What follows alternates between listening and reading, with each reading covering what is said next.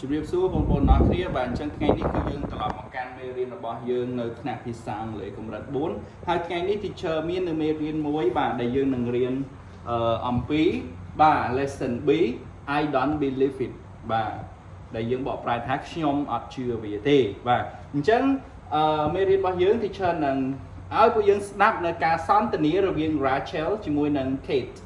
បាទអញ្ចឹងចង់ដឹងថាតើគាត់និយាយអីខ្លះចឹង teacher នឹងចាក់ជាសំនៀងភាសាដើមរបស់គេដើម្បីជួយពង្រឹងទាំងអស់គ្នាឲ្យកាន់តែយល់អំពីការបញ្ចេញសំឡេងរបស់ការសន្ទនារបស់ពួកគាត់ទាំងពីរនាក់នឹងដែរ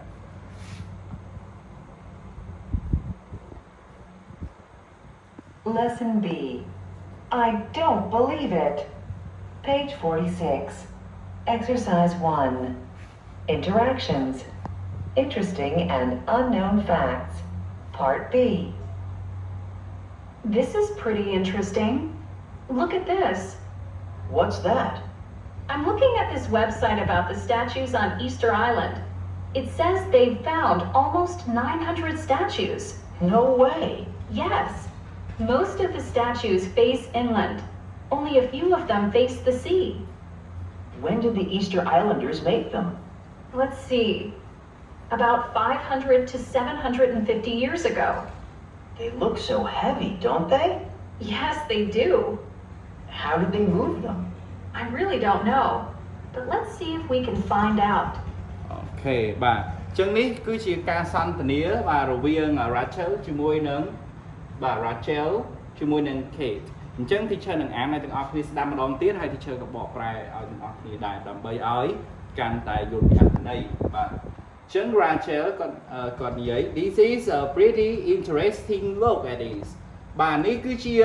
រឿងដ៏គួរឲ្យចាប់អារម្មណ៍ល្អមួយបាទណែមើលមកនេះណែអញ្ចឹង Kate គាត់ឆ្លើយ What's that តើនោះជាអី Rachel គាត់ឆ្លើយថា I'm looking at this website about the statues on Easter Island. It says they found almost 900 statues. បាទតោះអញ្ចឹងចាំបកប្រែខ្ញុំកំពុងតែមើលនៅក្នុង website មួយដែលគេបង្ហាញអំពីរូបចម្លាក់រូប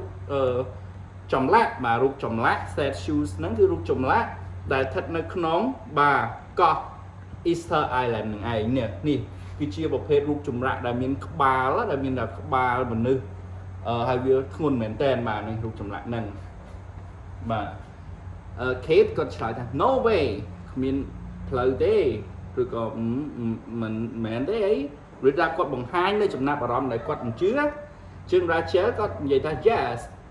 most of the statues face inland only a few of them face the sea បាទឬក៏ចាស់បាទភាគច្រើននៃរូបចម្លាក់ហ្នឹងគឺវាបែរមកដីបាទមកដីគោកមកដីហើយមានតែ2 3រូបចម្លាក់តែប៉ុណ្ណោះដែលវាបែរមុខទៅកាន់សមុទ្របាទ face the sea ហ្នឹង Kate គាត់ឆ្លើយ When did the Easter Islanders make them តើអ្នកដែលសាងសង់រូបសំណាកហ្នឹងគឺគេសាងសង់ហ្នឹងនៅពេលណាបាទនៅពេលណាRachel គាត់ឆ្លើយ Let's see about 500 to 750 years ago បាទ Rachel គាត់ឆ្លើយថាអ្នកមើលមកនេះអ្នកអូវាចន្លោះឆ្នាំចន្លោះ500ទៅ750ឆ្នាំមុនឯណោះអញ្ចឹង Kate គាត់ឆ្លើយថា They look so heavy don't they វាមើលទៅធ្ងន់ណាស់មិនថាអញ្ចឹងទេបាទរូបសំណាកហ្នឹងធំមែនតើធ្ងន់ណាស់Rachel ក៏ឆ្លើយថា Yes I do បាទឬក៏ចាស់ពិតមែនហើយ Kate ក៏ឆ្លើយថា How did they move them តើពួកគេរើឬក៏រៀបសាងសង់លើកផ្សែងហ្នឹងតើលើកផ្សែងរើដាក់ហ្នឹងដោយរបៀបណាបើវាធ្ងន់ម្លឹងបាទ Rachel ក៏ឆ្លើយថា I really don't know ខ្ញុំអត់ដឹងទេអត់ច្បាស់ទេ But let's see if we can find out ឥឡូវមើលទៀតមើលខេងឡូប្រសិនណាជាដូចថាខេងឡូពួកយើងអាចរកចម្ងល់វិញនឹងបានថាតើគេលីសែងឬក៏រើលើកទៅនេះលើកទៅនោះរំកិលអីហ្នឹងបាទដោយរបៀបណាបើវាមានទម្ងន់ធំហើយសម័យមុនបាទ500ទៅ70 750ឆ្នាំមុនហ្នឹងបាទមិនដឹងថាគេមានគ្រឿងចក្រអីខ្លះទៀតដែលអាចរំកិលពួកទាំងអស់ហ្នឹងបាន បាទនេះគឺជាអត្ថបទការសន្ទនាអញ្ចឹងនៅក្នុងហ្នឹងក៏មានចំណុចខ្លះទៀតដែរបាទនេះគឺជាគោលនៃមេរៀនរបស់យើងហើយ expressing disbelief បាទគឺការបង្ហាញចំណាប់អារម្មណ៍ដែលយើងអត់ជឿបាទអញ្ចឹងយើងមាន3វិធីនេះក្នុងការដែលនិយាយបាទទី1 no way បាទគ្មានផ្លូវទេ seriously អ្នកនិយាយមែនតើមែនរបៀបថាការសួរប៉ុន្តែសំណួររបស់យើងគឺមិនជឿគេបាទមិនជឿគេ I don't believe it ខ្ញុំអត់ជឿទេអត់ជឿវាទេអត់ជឿតតែសោះដូចថាគេនិយាយអីមកកាន់យើងមួយដែលយើងអាចនិយាយបីហ្នឹងបាទនៅពេលដែលយើងបង្ហាញអារម្មណ៍តែយើងមិនជឿគេបាទរីឯខាងនេះគឺ saying you don't know បាទគឺការដែលយើងនិយាយអំពីរឿងអីដែលយើងអត់ដឹងច្បាស់ដែលយើងអត់ដឹងណាចឹងមាន3វិធីបាទទី1 I really don't know ខ្ញុំពិតជាអត់ដឹងដែរ I have no idea ខ្ញុំគ្មានគំនិតតតែសោះអត់មានគំនិតទេអត់ដឹងទេ I don't have a clue ខ្ញុំមិនមានតម្រុយខ្លះទេបាទអត់មានតម្រុយមានន័យថា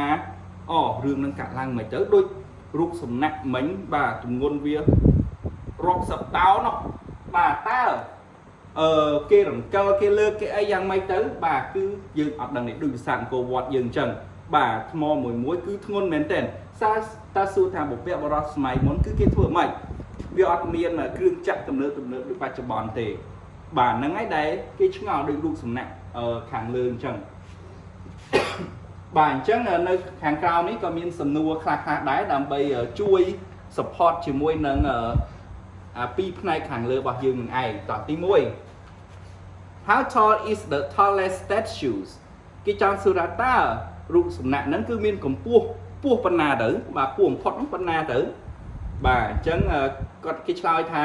more than 20 meters tall បាទគឺខ្ពស់ប្រមាណជា20ម៉ែត្រឯណោះបាទ20ម៉ែត្រសំណួរទី2 Why did they stop building them តើហេតុអ្វីបានជាពួកគេបញ្ឈប់នៅការសាងសង់រូបសំណាក់ហ្នឹងបាទអញ្ចឹងយើងអាចឆ្លើយថា say you don't know យើងនិយាយថាយើងអត់ដឹងទៅព្រោះយើងមិនមានតម្រុយទេបាទអត់ច្បាស់ព័ត៌មានទេយើងអាចនិយាយ I really don't know បាន I have no idea ក៏បាន I don't have a clue ក៏បានដែរបាទនេះទី3 How far is Easter Island from Chile បាទតើរូបសំណាក់ Easter Island ហ្នឹងគឺមានចម្ងាយប៉ុន្មានដែរពីប្រទេស Chile បាទអញ្ចឹងគេប្រាប់ថា more than បាទ3,200 kilometers បាទមានប្រមាណនេះចម្ងាយប្រមាណជា 2,200 គីឡូម៉ែត្រអានោះស្ថិតនៅលើកោះដាច់ស្រយាលនៅក្នុងសមុទ្រមហាសមុទ្រ Do you think you ever go there តើអ្នកគិតថាអ្នកនឹងទៅទីនោះអត់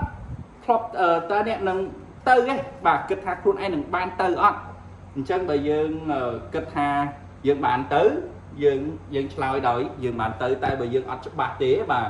ដោយសំណួរហ្នឹងសួរមកកាន់នរណាម្នាក់ឬក៏សួរមកកាន់ teacher ឬ teacher មិនច្បាស់ដែរបាទមិនដឹងថានឹងបានទៅឬក៏មិនបានទៅអញ្ចឹងយើងអាចនិយាយថា I don't know ឬក៏ I really don't know អី